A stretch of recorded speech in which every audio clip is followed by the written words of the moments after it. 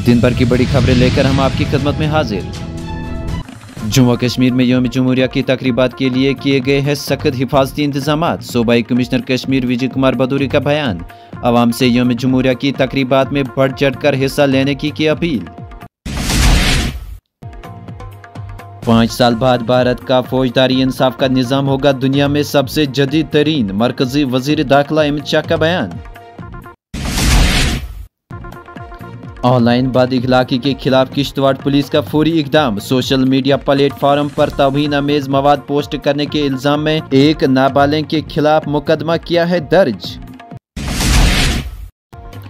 Peoples democratic party के general secretary महबूब bag ने Jammu Kashmir public service commission के गैर फाल होने पर गहरी तशवीश का किया इजहार। कहा यह मामला तरजीही बुनियादों पर उठाए जाने का है मुस्तहिक।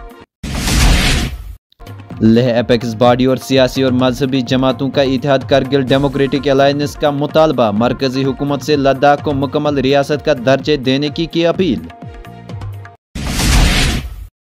खिता पीर पंजाल के राजौरी जिला में महकमा जल शक्ति के एक मुलाजिम की लाश पुरअसरार हालत में हुई बरामद। थाना मरग इलाके के रिहायशी मोहम्मद निसार की लाश खोटीवाली इलाके में हुई बरामद। शुमाली हिंदुस्तान के कुछ इलाकों में सर्दी की लहर का सिलसिला है जारी। मुतअद्दिद इलाके कहरे की लपेट में। 28 ट्रेनें ताखीर का शिकार। जम्मू कश्मीर की सिक्योरिटी सूरत हाल मजमूई तौर पर है बेहतर। डीजीपी RR सुवैन का बयान। कहा पाकिस्तान से दरअंदाजी करके भारत हुदूद में दाखिल होकर अमन व अमान को खराब करने की कर रही है कोशिश, ताहम इन्हें जल्द ही कर दिया जाएगा खत्म।